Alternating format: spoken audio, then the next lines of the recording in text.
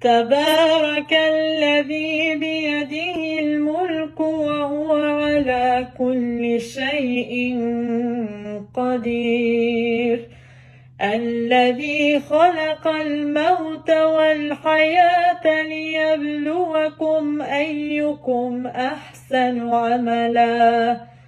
وهو العزيز الغفور، الذي خلق 7 سماوات طباقا، ما ترى في خلق الرحمن من تفاوت، فارجع البصر هل ترى من فطور، ثم أرجع البصر كرتين